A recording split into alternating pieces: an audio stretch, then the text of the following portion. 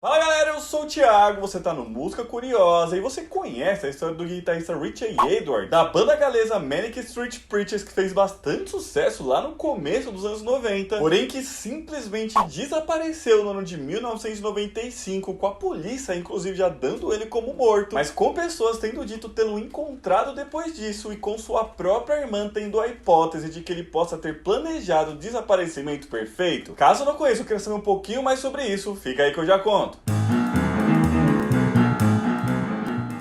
Bom, a banda Manic Street Preachers foi formada no ano de 1986 lá no País de Gales por James Dean Bradfield, Nick Wire e Sean Moore, ganhando relevância a partir do ano de 1990 com o lançamento do EP New Art Riot, tendo seu primeiro sucesso no ano de 1991 com o single Motown Junk, assim como You Love Us, que foi mais polêmico, mas também entrou nas paradas britânicas.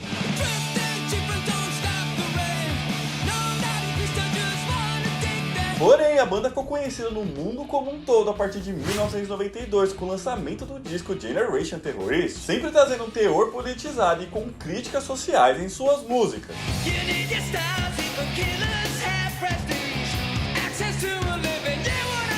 Inclusive, esse início de carreira deles já foi bastante polêmico, como por exemplo quando eles diziam que lançariam um único CD que venderia cerca de 16 milhões de cópias e assim encerrariam a carreira, o que fazia com que cada vez mais eles ganhassem visibilidade, mas eles acabaram abandonando essa ideia aí, tá? Tanto que até hoje em dia eles continuam lançando discos. Porém, foi antes disso, no ano de 1989, que a banda ganhou um novo integrante, que foi o guitarrista Richie Edwards, que já trabalhava com eles anteriormente como motorista e hold, e inclusive já tinha desenhado a capa do single Suicide Alley, lançado pela banda nesse mesmo ano, pouco antes de convidar o guitarrista para entrar no grupo. E a entrada dele acabou sendo bastante importante, já que além dele desempenhar bem o seu papel de guitarrista, ele também compôs muitas das músicas que ficaram bastante conhecidas e são adoradas pelos fãs da banda. Pra se ter ideia, quando eles lançaram o disco The Holy Bible em 94, que é um dos principais trabalhos da banda, cerca de 80% das composições eram de Richie Edwards.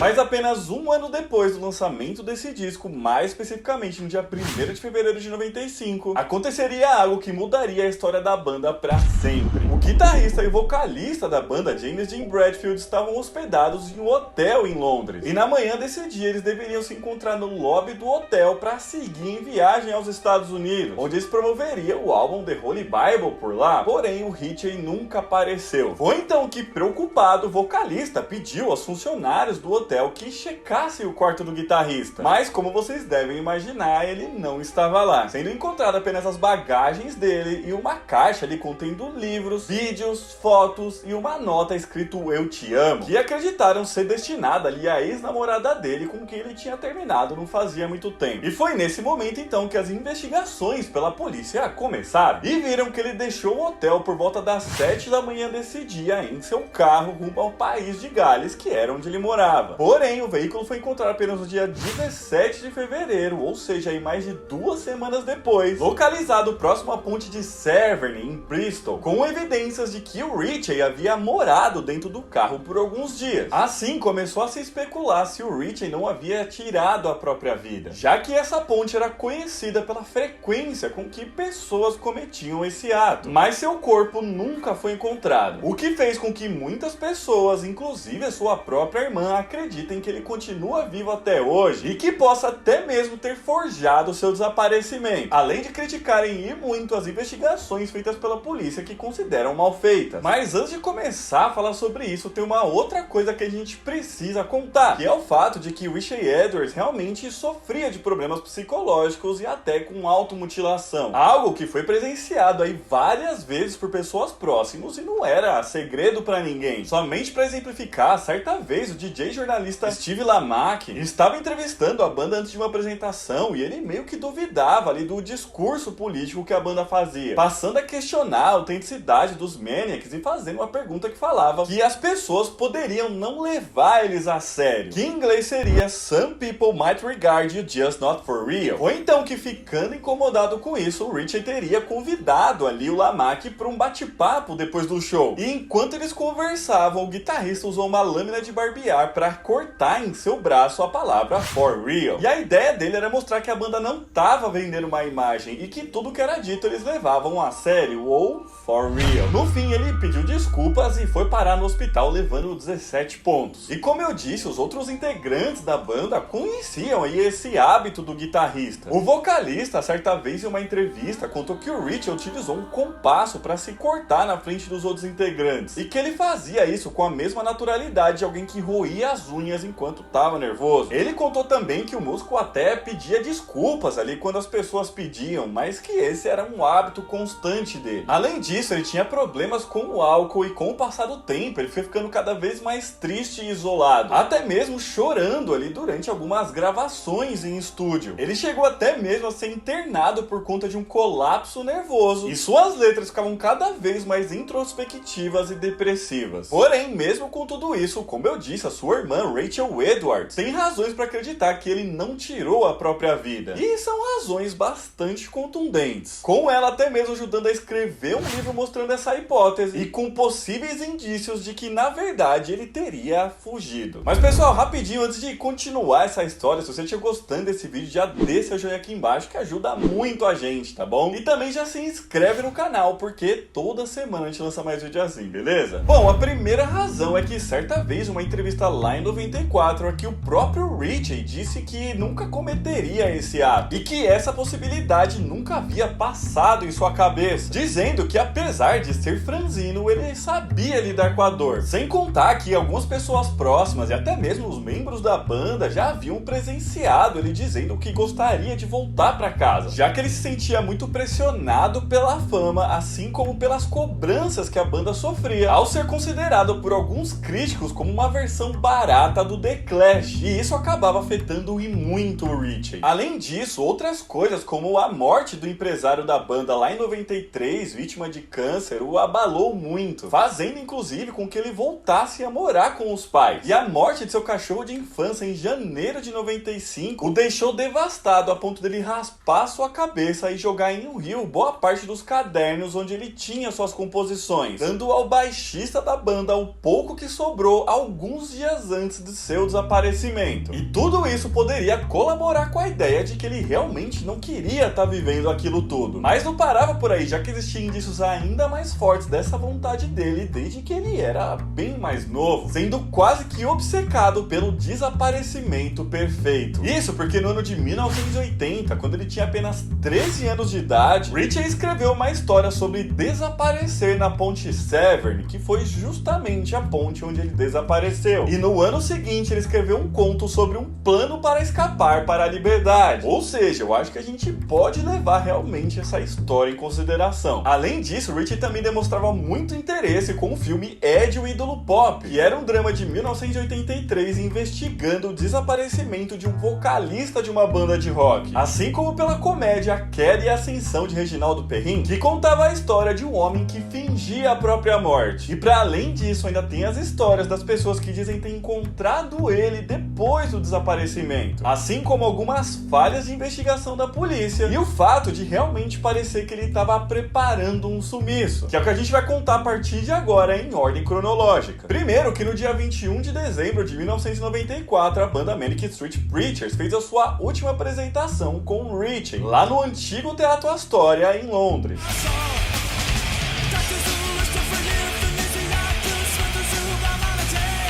E para esse show, o guitarrista havia convidado uma série de pessoas que ele considerava importante para assistir a apresentação, algo que não era tão comum dele fazer. Outra coisa é que no período ali de 2 semanas antes do seu desaparecimento, o Ritchie sacou 200 libras por dia de sua conta bancária, totalizando 2.800 libras no começo de fevereiro, indicando ali que talvez ele precisasse de dinheiro vivo nas mãos. Ainda mais que durante as investigações descobriram que ele havia passado em sua casa, que fica lá em Cardiff, no país de Gales, já que ele deixou por lá o seu passaporte e o seu cartão de crédito. Depois disso, um dia antes do seu desaparecimento, o guitarrista da banda, o James Bradfield, havia ido até o quarto do guitarrista, o convidando ali para fazer um passeio pela cidade, com Ritchie negando a oferta e dizendo que ele preferia ter a noite para si mesmo. E como eu disse, o seu carro só foi encontrado 2 semanas depois, ou seja, tinha uma lacuna aí a ser preenchida. E nesse momento aí, algumas pessoas já narravam encontros com ele. Um deles teria acontecido no dia 5 de fevereiro, quando um fã da banda dizia ter encontrado o Ritchie na estação de ônibus Newport Central. E ele dizia ter conversado com o guitarrista sobre um amigo em comum que eles tinham e que naquele momento ele não tinha conhecimento do sumiço do guitarrista. Depois, no dia 7 de fevereiro, um motorista de táxi dizia ter levado um jovem da cidade de Newport até Blackwood, que era a cidade natal de Ritchie. E o passageiro teria perguntado ao taxista se ele poderia se deitar no banco de trás e pediu a ele para evitar estradas movimentadas. E que quando chegaram a Blackwood, ele dizia estar no lugar errado, pedindo que então o deixasse na Severnsville, que era perto da tal ponte onde encontraram o carro. Mas não para por aí, já que esses encontros teriam continuado acontecendo com o passar dos anos. Uma dessas situações aconteceu com o professor universitário Vivian Morris, que estava de férias em Goa, no oeste da Índia, quando disse ter avistado Ritchie numa feira hippie. Ele disse ainda que o guitarrista estava utilizando o nome de Rick quando conversou com ele. Isso lá no final de 1996, quase 2 anos do seu desaparecimento. Outro encontro teria acontecido em um bar nas Ilhas Canárias do ano de 1998, com inclusive reportagens da época dizendo que clientes do Underground Pub reconheceram Ritchie, que saiu correndo do lugar quando começaram a chamar ele. Porém, nenhum desses encontros nunca foi investigado pela polícia, nem mesmo aqueles que aconteceram poucos dias depois do seu desaparecimento. E isso, junto com outros erros, foi bastante criticado pela irmã do músico, que diz que caso a polícia tivesse levado a sério todas essas evidências, talvez ele tivesse sido encontrado. Outro erro estaria no fato de que eles encontraram dentro do carro do Ritchie um recibo de pedágio que informava ali o horário da travessia da ponte como sendo as 2h55. E na época a polícia trabalhou a investigação como sendo as 2h55 da tarde. E somente em 2018, ou seja, 23 anos depois do desaparecimento, foi descoberto que o relógio do pedágio operava em 24 horas, ou seja, na verdade a travessia aconteceu às 2h55 da manhã. O que significa que, além das investigações terem sido feitas em torno de um horário errado, havia ainda um período desconhecido de 20 horas no momento em que ele saiu do hotel e do local onde o carro foi encontrado, sendo que seria uma viagem de apenas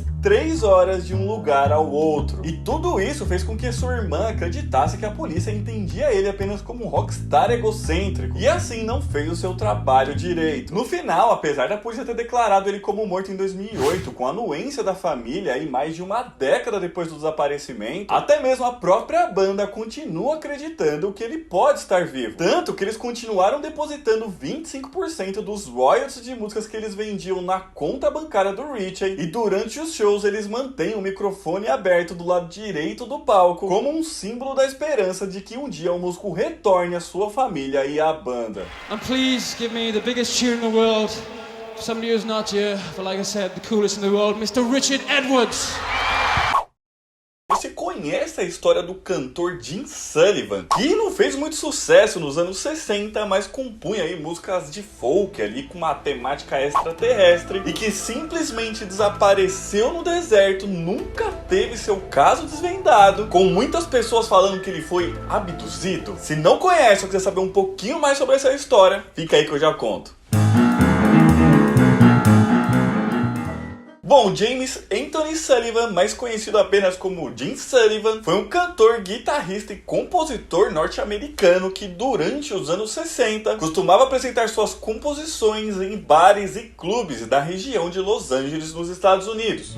There's a highway telling me to go where I can. Principalmente principalmente no The Raft Club, que ficava em Malibu e era frequentado por prestigiados artistas da época. E assim ele se tornou amigo de pessoas importantes de Hollywood, como é o caso de Lee Majors, Lee Marvin e Harry Dean Stanton, chegando até mesmo a aparecer como figurante em filmes como Easy Rider e programas de televisão. E ter essas amizades foi fundamental para sua carreira de músico, já que seus amigos influentes contribuíram no financiamento do seu primeiro disco gravado em 1969 chamado UFO, que em português significa OVNI. O disco contou com a participação de vários dos principais músicos de Los Angeles e tinha um estilo ali que misturava folk com rock e country.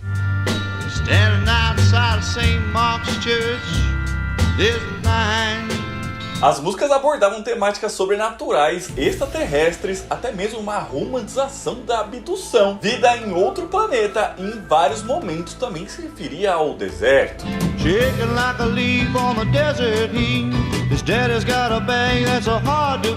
Porém, apesar de tudo isso aí que a gente falou, o disco não teve muito impacto e nem muitas vendas lá na época. Nos anos seguintes, ele continuou se apresentando nesses clubes e fez algumas gravações de músicas que estavam em alta lá na época, porém ainda sem atingir aí muito sucesso. Quando foi no ano de 1972, ele gravou o seu segundo disco, chamado de Jim Sullivan, mas novamente sem muita repercussão.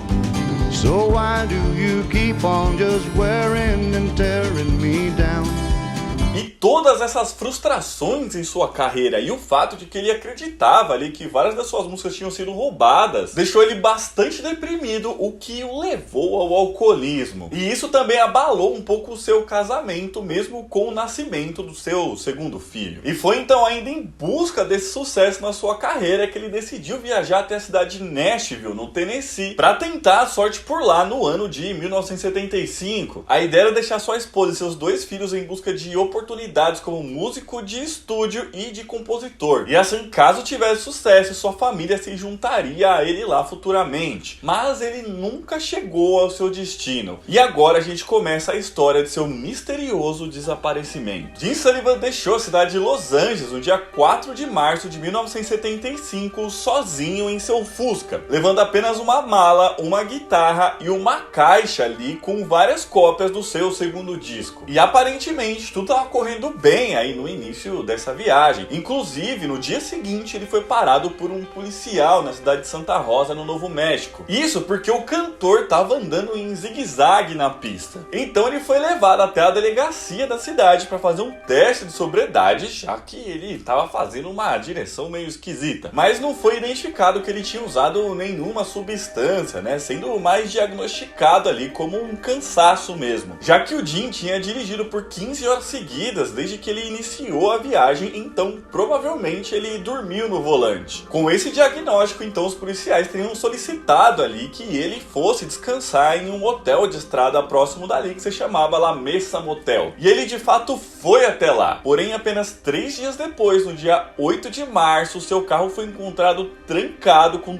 todas as coisas dentro, a cerca de 42 quilômetros de lá, no meio do deserto, mas o músico não estava lá. E galera, se você tá gostando desse vídeo, ajuda a gente, deixa seu like aqui e se inscreve no canal que toda semana a gente lança mais assim, a não ser que a gente seja abduzido, né? Vai saber. E assim então as buscas por ele começaram e depoimentos foram colhidos. No hotel confirmaram que de fato ele foi até lá, mas ele não teria dormido no local. Isso porque o quarto estava intacto e a chave do quarto estava lá dentro. Ou seja, provavelmente ele só entrou, deixou a chave e saiu logo em seguida. Outros relatos diziam ainda que ele foi até uma loja da cidade e comprou uma garrafa de vodka. E depois disseram ainda que viram ele num rancho remoto, que era propriedade da família Genit, que era justamente o local ali onde o carro foi encontrado. Ele teria sido visto meio que andando, se afastando do carro, e essa foi a última vez que ele foi avistado. E apesar de todas essas informações, as equipes de busca ali nunca conseguiram encontrar vestígios dele. Um corpo decomposto ali, semelhante instante, o Jim Sullivan até foi encontrado a alguns quilômetros de distância do carro, mas depois, com análise ali, foi determinado de que não era ele. E com todo esse mistério sobre o que teria acontecido com o cantor, as pessoas passaram a analisar as letras do disco UFO, que foi lançado por ele alguns anos antes e tinham letras que falavam sobre abandonar a sua família e ser abduzido no meio do deserto. Looking at the sun dancing through the sky, and here he comes, my UFO.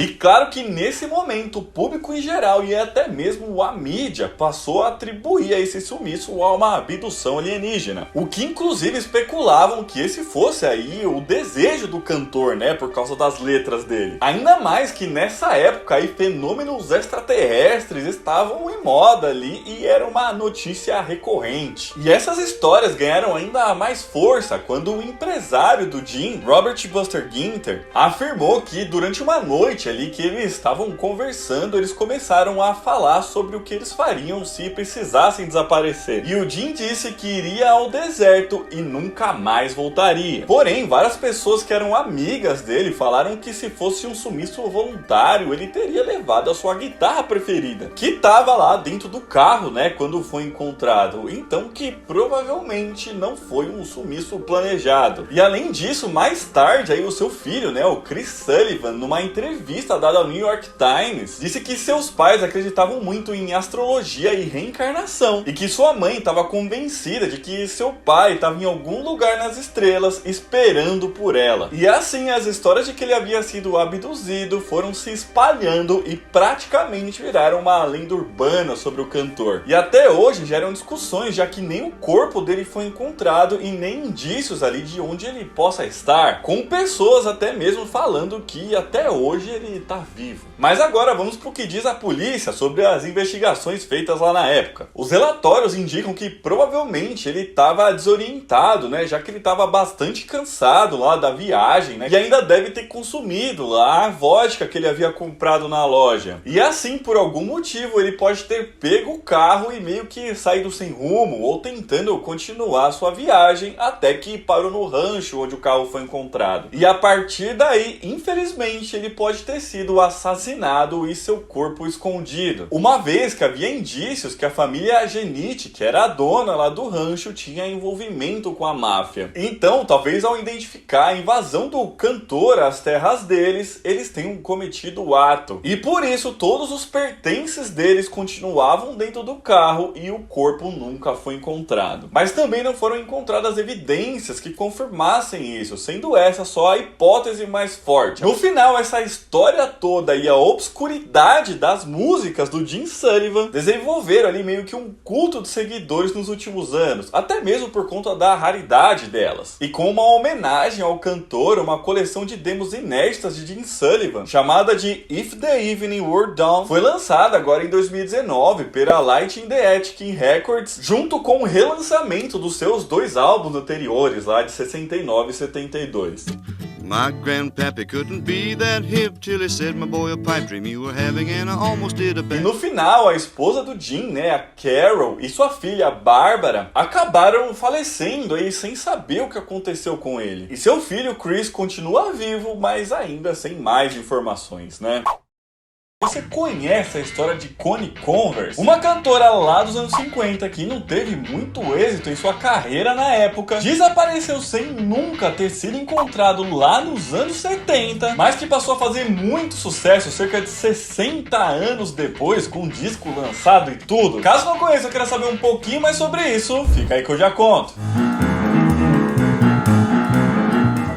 Bom, Elizabeth Eaton Converse nasceu no dia 3 de agosto de 1924, na pequena cidade de Laconia, nos Estados Unidos, como filha do meio de uma rígida família batista, já que seu pai era ministro da igreja. Muito provavelmente ela aprendeu música e a tocar violão com sua mãe, já que, segundo o historiador David Garland, ela era uma pessoa musical. Uma rápida curiosidade é que, apesar dela não ter ficado famosa na época, o seu irmão, Philip Converse, no futuro viria se tornar um famoso cientista político lá nos Estados Unidos. Mas isso aí não entra aqui nessa história. E Elizabeth sempre foi uma ótima estudante, tanto que chegou a ser oradora da sua turma e a ganhar 8 prêmios acadêmicos, o que ajudou a ganhar uma bolsa de estudos para a Faculdade de Artes Liberais para Mulheres de Mount Holyoke, Massachusetts, onde após 2 anos de estudo se mudou para Nova York, lugar onde aconteceria sua tentativa na carreira musical. Ela chegou por lá nos anos 50, começou a trabalhar em uma gráfica e fez alguns amigos que deram o apelido a ela de Connie, forma como é conhecida até hoje em dia. Também é nesse momento que ela começou a escrever algumas canções e a tocá-las ali para as pessoas mais próximas, acompanhada de um violão, a fim então de iniciar a sua carreira musical. Carreira essa que teve o apoio dos amigos, mas não de sua família. Muito provavelmente pelo fato dela ter começado a beber e a fumar em Nova York, coisa que não era aprovada por seus pais, já que isso ia contra a conduta religiosa que eles seguiam. Mas isso não fez com que ela desistisse e continuava ali a compor suas músicas, além de passar a bater nas portas das gravadoras para apresentar o seu trabalho, na tentativa aí então de conseguir vingar em sua carreira como cantora. Porém, infelizmente, ela não conseguiu atingir esse objetivo e nem mesmo chegou a gravar um disco profissional, tendo como ponto alto em sua carreira uma breve aparição na televisão no ano de 1954 no programa The Morning Show da CBS com Walter Cronkite, mas isso acabou não fazendo muita diferença. Ela ainda se manteve aí fazendo novas músicas e tentando gravar um disco profissionalmente nos anos seguintes, mas continuava sem sucesso, chegando no máximo a fazer uma gravação amadora de suas músicas com a ajuda de um amigo, para que pudesse mandá-las a seu irmão Philip, e chamou aí esse disco de Musics, volume 1 e 2. E era justamente essa gravação que faria com que ela ficasse muito conhecida há décadas depois, mas a gente ainda vai chegar nessa parte. Os anos foram passando e ela continuava não conseguindo seguir aí em sua carreira musical, o que a deixou cada vez mais frustrada e depressiva. Assim, no ano de 1961, ela se muda de Nova York para a cidade de Ann Arbor, lá no Michigan, onde o seu irmão Philip era professor de ciência política, e por lá ela arrumou um emprego e praticamente parou de escrever novas canções. E assim estava encerrada a carreira artística de Connie. Mais de 10 anos depois, em 1973, quando ela tinha 49 anos, já frustrada ali por não conseguir seguir a carreira que desejava, ainda acontecem uma série de coisas que mudam a vida dela. Isso porque o jornal onde ela trabalhava foi vendido e ela ficou desempregada. Além disso, ela ainda foi diagnosticada com uma doença no útero que exigiu com que o órgão fosse removido, deixando ela assim cada vez mais depressiva. E foi nessas condições que em agosto de 74, dias após fazer 50 anos de idade, que Connie escreve cartas aos seus amigos e família falando sobre a necessidade que ela tinha de começar a vida em outro lugar, com frases como a seguinte: deixe-me ir, deixe-me ser se eu puder, deixe-me não ser se eu não puder. A sociedade humana me fascina e me impressiona e me enche de tristeza e alegria. Eu simplesmente não posso encontrar o meu lugar para me conectar a ele. Logo após isso, aproveitando ali que a sua família estava em uma viagem de férias, portanto ela estava sozinha, Connie entrou em seu carro, pegou a estrada e nunca mais foi encontrada. Seu irmão até chegou a contratar um investigador privado para procurar por Connie, mas nunca encontrou qualquer sinal de sua irmã e até hoje ninguém sabe o que aconteceu com ela após isso. Muito provavelmente com ela já tendo morrido. E assim acabava a história de Connie Converse. Isso pelo menos até 2004, momento em que a sua carreira musical foi revivida e passou a partir daí a fazer sucesso de verdade. Mas pessoal, rapidinho antes de chegar nessa parte da história, se você estiver gostando desse vídeo, já deixa o joinha aqui embaixo que ajuda e ajuda muito a gente. Também já se inscreve no canal, porque toda semana a gente lança mais vídeo assim. Se você quiser e puder ajudar a gente um pouquinho mais, é só clicar aqui embaixo no botão de seja membro, beleza? Bom, foi em janeiro de 2004 que os produtores musicais Dan Zula e David Herman estavam ouvindo a National Public Radio, que é uma rede de rádio pública dos Estados Unidos, quando um senhor de 80 anos chamado Gene Date, a convite do âncora do programa, tocou por lá músicas amadoras que ele havia gravado décadas antes, sendo que uma delas que havia sido gravado em uma cozinha era de Connie Converse, chamada One by One. As we wander through the grass, we can hear. Foi então gostando muito do que ouviram que os dois produtores foram atrás do disco dessa cantora que eles acharam tão talentosa. Porém, além de não encontrarem nenhum disco gravado por ela, também descobriram que ninguém nem mesmo conhecia essa artista. Inconformados com isso, então foram atrás de Connie para que elas pudessem gravar um disco produzido por eles. E assim, então, descobriram a história dela, de que ela tinha desaparecido nos anos 70 e nunca mais foi encontrada. Então, tendo essa informação, elas foram atrás do Jimmy Day, que era lá o senhor que havia tocado a música na rádio, e viram que ele tinha outras gravações dela. In between two tall mountains there's... Além disso, eles descobriram então que o Philip Converse, que era uma pessoa pública, era irmão dela, e quando falaram com ele, descobriram que ele tinha ainda mais gravações da Connie Converse, que eram justamente aquelas gravações que ela tinha feito lá com a ajuda de um amigo para enviar por mão nos anos 50.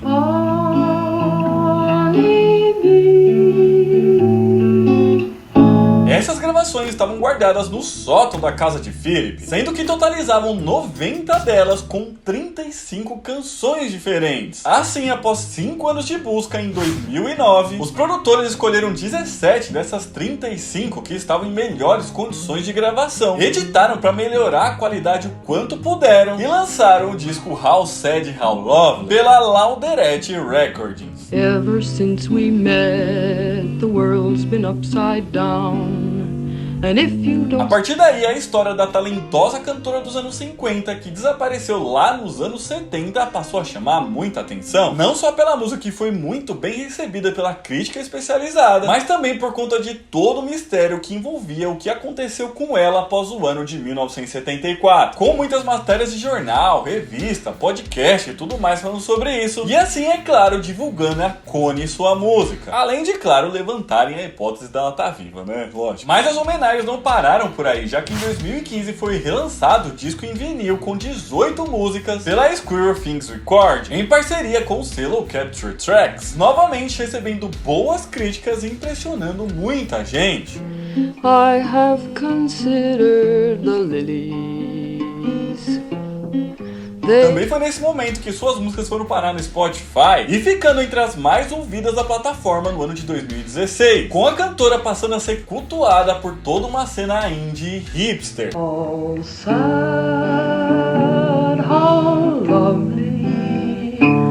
Sem contar que até mesmo uma peça de teatro foi escrita por Howard Fishman, inspirado na vida de Connie, que também produziu e lançou o álbum Connie's Piano Song, com músicas escritas, mas nunca gravadas por ela. I'm going over Sugar Hill to help them do the haying. Além disso, ainda tem uma peça de dança moderna chamada Empty Pockets e inúmeras apresentações de outros cantores e artistas feitas em homenagem a Connie Converse. In between two tall mountains. Por último, em 2017, a Tzadik Records de John Zorn lançou o álbum Vanity of Vanities, a tribute to Connie Converse, apresentando ainda novas gravações das canções de Connie, feitas por uma série de artistas famosos. How sad, how lovely. E no final, a única coisa que a gente pode dizer é que apesar de Connie muito provavelmente não ter vivido para ver o sucesso que ela tanto desejou, hoje em dia ela tem o reconhecimento que merece. There once was a girl in the olden days, grew weary of... Mas então é isso, pessoal, esse vídeo vai ficando por aqui, espero que vocês tenham gostado. Se gostaram, já deixa o joinha aqui embaixo, comenta aqui pra gente se você conhecia a história da Connie e o que você achou disso tudo. Aqui no Zayne tá deixando outros vídeos pra vocês assistirem. Um beijo, até a próxima e tchau!